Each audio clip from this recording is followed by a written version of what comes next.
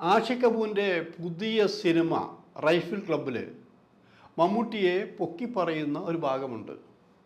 അതായത് മൃഗയ സിനിമയിൽ ആ ക്യാരക്ടറിൻ്റെ വിജയത്തിന് വേണ്ടി മമ്മൂട്ടി മെത്തേഡ് ആക്ടിംഗ് പ്രകാരം 3 മാസം ഗുഹയിൽ പരിശീലനത്തിന് പോയി. ഇതാണ് ഇപ്പോൾ വിവാദമായിരിക്കുന്നത്. ഇക്കാര്യമാണ് ഞങ്ങളുടെ വീഡിയോ നിങ്ങൾക്ക് മുന്നിൽ കൊണ്ടുവരുന്നത്. ഫിലിമി പ്രസിലേക്ക് എല്ലാവർക്കും സ്വാഗതം.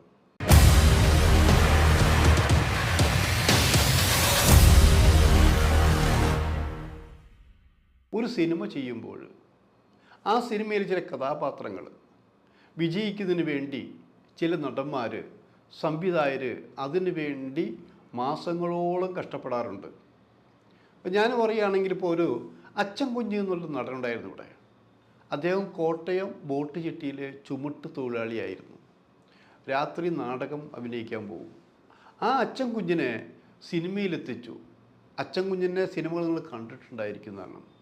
അച്ചൻ കുഞ്ഞിന് അഭിനയത്തിന് സ്റ്റേറ്റ് അവാർഡും കിട്ടി. ഈ അച്ചൻ കുഞ്ഞ് ചില കാര്യങ്ങൾ പഠിക്കാൻ വേണ്ടി ചില സ്ഥലങ്ങളിൽ പോയിരുന്നു. അതുമാത്രമല്ല, ഇപ്പോൾ വാൾപ്പയറ്റ് പഠിക്കുന്ന ആൾക്കാരുണ്ടെങ്കിൽ, ഇപ്പോൾ വടക്കൻ വീരഗാഥയിൽ മമ്മൂട്ടി വാൾപ്പയറ്റ് പഠിക്കാൻ പ്രത്യേകം ചില ആൾക്കാരെ പോയിരുന്നു. മോഹൻലാൽ ചില സിനിമകളിൽ നൃത്തം സീനുള്ളപ്പോൾ നൃത്തം പഠിക്കാൻ വേണ്ടി അതിൻ്റെ പ്രശസ്തരോടൊപ്പം വരുത്തി നൃത്തം പഠിച്ചിരുന്നു. ഇങ്ങനെ മിക്ക നടീനടന്മാരും തങ്ങളുടെ കഥാപാത്രത്തിൻ്റെ വിജയത്തിന് വേണ്ടി ഈ ദിവസങ്ങളോളം പഠനം തുടർന്നിരുന്നു എന്നുള്ളത് നമുക്ക് മനസ്സിലാക്കാൻ പറ്റും. അത്തരം സിനിമകൾ വലിയ രീതിയിൽ വിജയിച്ചിട്ടുമുണ്ട്. ഇപ്പോൾ ഇവിടെ ഇപ്പോൾ പറയാൻ കാരണം ആഷിഖ് കപൂറിൻ്റെ റൈഫിൾ ക്ലബ്ബ് എന്നൊരു സിനിമയുണ്ട്. തിയേറ്ററിൽ നന്നായിട്ട് ഓടിക്കൊണ്ടിരിക്കുകയാണ്. ആ സിനിമയിൽ ഒരു സിനിമാ നടൻ്റെ റോളിലാണ് പഴയ നടൻ വിനീത് കുമാർ അഭിനയിക്കുന്നത്. അപ്പോൾ ആ വിനീത് കുമാറിനോട് അതിൻ്റെ പ്രൊഡ്യൂസർ പറയുന്ന സംഭവമുണ്ട്, ഇങ്ങനെ മൃഗയ എന്നുള്ള സിനിമയിൽ മമ്മൂട്ടി 3 മാസത്തോളം ഒരു ഗുഹയിൽ പോയിട്ടാണ് ഈ പരിശീലനം നേടിയത്. അതേപോലെ നിങ്ങൾ ഈ റൈഫിൾ ക്ലബ്ബിൽ പോയിട്ടുകൊണ്ട് വെടിവെക്കാനുള്ള പരിശീലനം നേടണം, അതിന് മെത്തേഡ് ആക്ടിംഗ് എന്നാണ് പറയുക, അവിടേക്ക് പോകണം എന്ന് പറഞ്ഞു. ഈ സംഭവം ഇത് വന്നപ്പോൾ ഇത് സത്യമാണോ? മമ്മൂട്ടി ശരിക്ക് ഗുഹയിൽ പോയിട്ടുണ്ടോ? അതിൻ്റെ നടനായ നിലീഷ് പോത്തനോട് ചോദിച്ചു, വിജയരാഘവനോട് ചോദിച്ചു. അവർക്കാർക്കും അറിവില്ല. ഇത് മമ്മൂട്ടി തന്നെയാണ് ഉത്തരം പറയേണ്ടതെന്നുള്ളത്.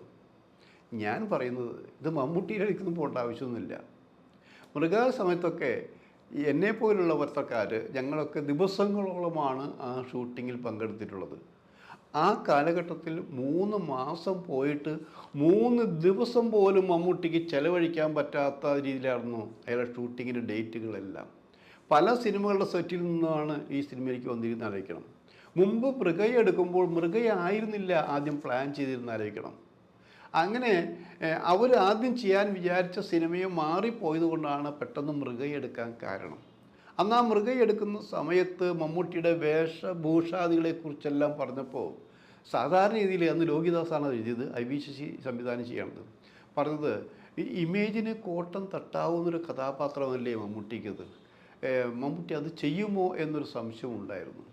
അപ്പോൾ മമ്മൂട്ടി ചാടി വീഴ ചെയ്ത് ഈ റോള് ഞാൻ ചെയ്യും, ഇതൊരു നാഷണൽ അവാർഡ് ഉറപ്പാണ്, ആ രീതിയിലാണ് മമ്മൂട്ടി അത് കണ്ടതെന്ന് ആലോചിക്കണം. അപ്പോൾ ഈ പറയുന്ന പോലെ മമ്മൂട്ടി നിങ്ങൾക്ക് ഒരു സ്ഥലത്തും ഇത് പഠിക്കാൻ പറ്റും. കാരണം മെത്തേഡ് ആക്ടിംഗ് എന്നൊരു സമ്പ്രദായമുണ്ട് വിദേശ രാജ്യങ്ങളിൽ, നമ്മുടെ രാജ്യത്ത് കുറവാണത്. അപ്പോൾ ആ മെത്തേഡ് ആക്ട് പ്രകാരം ഈ വാറുണ്ണി എന്ന കഥാപാത്രത്തെ അവതരിപ്പിക്കാൻ, മൃഗയിലെ ഈ ശക്തമായ കഥാപാത്രത്തെ അവതരിപ്പിക്കാൻ വേണ്ടി 3 മാസത്തോളം ഗുഹയിൽ പരിശീലനത്തിന് പോയി എന്നാണ് പറയുന്നത്. ഇല്ല എന്ന് ഞാൻ പറയുന്നു. കാരണം മമ്മൂട്ടി അങ്ങനെ ഒരു രീതി കടുങ്കൈ അന്ന് ചെയ്തിട്ടില്ല. കാരണം 3 മാസം എന്ന് പറഞ്ഞാൽ 3 ദിവസം പോലും മമ്മൂട്ടിക്ക് മാറ്റിവെക്കാൻ പറ്റാത്ത തിരക്കായിരുന്നു ആലോചിക്കണം. അപ്പോൾ അതുകൊണ്ട് ആ ചർച്ച ഇങ്ങനെ നമുക്ക് അവസാനിപ്പിക്കാം. പക്ഷെ വേറൊരു കാര്യമുണ്ട്, മമ്മൂട്ടിക്ക് ഒരു കഥാപാത്രത്തെ വിജയിപ്പിക്കണമെങ്കിൽ, പ്രത്യേകിച്ച് മൃഗയ പോലുള്ളൊരു കഥാപാത്രത്തെ വിജയിപ്പിക്കണമെങ്കിൽ ഒരു മെത്തേഡ് ആക്ടിങ്ങിൻ്റെ ആവശ്യമില്ല എന്നാലോചിക്കും. ഒന്നാമത് ആ അദ്ദേഹത്തിൻ്റെ വേഷഭൂഷാദികൾ, മേക്കപ്പ് എന്നാലോചിക്കണം. ഒരു പട്ടി കൂടെ ഉണ്ടായിരിക്കില്ലേ. അങ്ങനെ ഒരു സൗന്ദര്യമില്ലാത്തൊരു കഥാപാത്രത്തെയാണ് അവതരിപ്പിച്ചിട്ടെന്നാലോചിക്കണം. അതിൻ്റെ അഭിനയം കണ്ടുകൊണ്ടിരിക്കുമ്പോൾ സിനിമ കാണാത്തവരുണ്ടെങ്കിൽ ആ സിനിമ വീണ്ടും കാണണം. എന്നിട്ട് നിങ്ങൾ ഈ ആഷിഖ് കപൂറിൻ്റെ സിനിമ കാണുക.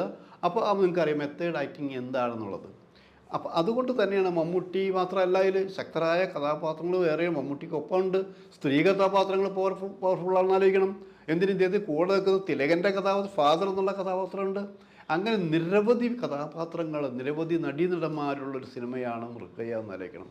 ആ മൃഗയാര് ഷൂട്ടിങ്ങിന് രാവും പകലും എന്ന് പറഞ്ഞാൽ IB ശശിയുടെ പടം കൂടിയാണെന്ന് ആലോചിക്കണം. കൃത്യമായിട്ട് രാവിലെ ഇന്ന സമയത്ത് തുടങ്ങി വൈകിട്ട് പെട്ടെന്ന് നിർത്തുന്നതല്ല. അത് ഒരു സീൻ എടുക്കുന്നതുവരെ ആ സീനിൻ്റെ ഫുൾ ലെങ്ത് അതിൻ്റെ ഒറിജിനാലിറ്റി കിട്ടുന്നതുവരെയാണ് വളരെ ബുദ്ധിമുട്ടിച്ച് തന്നെയാണ് ശശി അത് ചെയ്യാറ്. അത്തരം റോളുകൾ ചെയ്യാൻ നടീനടന്മാർക്ക് ഒരു ബുദ്ധിമുട്ടില്ല. കാരണം ആ സിനിമയുടെ വിജയം എന്ന് പറഞ്ഞാൽ ഒരു ടോട്ടാലിറ്റി തന്നെയാണെന്ന് ആലോചിക്കണം.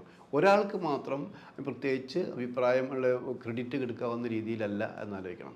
അപ്പോൾ എനിക്കത് 100% പറയാൻ പറ്റും. കാരണം ഞങ്ങൾ 4-5 ദിവസം ആ സെറ്റിലുണ്ടായിരുന്നു. 4-5 സെറ്റിലുണ്ടായെന്ന് വെച്ചാൽ ഞങ്ങൾക്ക് കിട്ടാവുന്ന ചില കാര്യങ്ങളുണ്ട്. ഇപ്പോൾ മമ്മൂട്ടിയുടെ ഫോട്ടോ എടുക്കുമ്പോൾ ഈ വാറുണ്ണി എന്നുള്ള കഥാപാത്രത്തിൻ്റെ ഫോട്ടോ മാത്രം ഞങ്ങൾക്ക് പോരാ. മമ്മൂട്ടിയുടെ മേക്കപ്പ് മാറ്റിയിട്ട് വേണം കുറേ നല്ല ഫ്രഷായിട്ട് കുറേ ഫോട്ടോ ഞങ്ങൾക്ക് എടുക്കേണ്ടി വരിക. മാത്രമല്ല അദ്ദേഹത്തിന് ഇൻ്റർവ്യൂ എടുക്കണമെങ്കിൽ ആ സൗകര്യം നോക്കണം. അപ്പോൾ രാത്രി ഷൂട്ടിങ് പോകുമ്പോൾ പിന്നെ നമുക്ക് വേറെ വേഷത്തിൽ അന്ന് രാത്രി നമുക്ക് ഫോട്ടോ എടുക്കാൻ പറ്റില്ല. അപ്പോൾ എന്ത് ചെയ്യും വേണ്ടിയും ഇദ്ദേഹത്തിന് പകലല്ലേ ഇത്രയും വേണ്ടി നമ്മൾ എടുക്കാൻ പറ്റുള്ളൂ.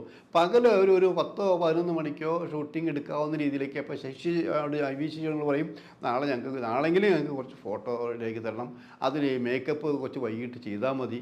അങ്ങനെ ഞങ്ങൾക്ക് ആവശ്യമുള്ള ഫോട്ടോ എടുക്കാൻ വേണ്ടി മേക്കപ്പ് ചെയ്യാതെ ഞങ്ങൾക്ക് ആവശ്യമുള്ള ഫോട്ടോ എടുത്തതിന് ശേഷം മമ്മൂട്ടി പിന്നെ മൃഗയ്ക്ക് വാറുണ്ണിയുടെ വേഷത്തിൽ പോകുന്നതായിരിക്കണം.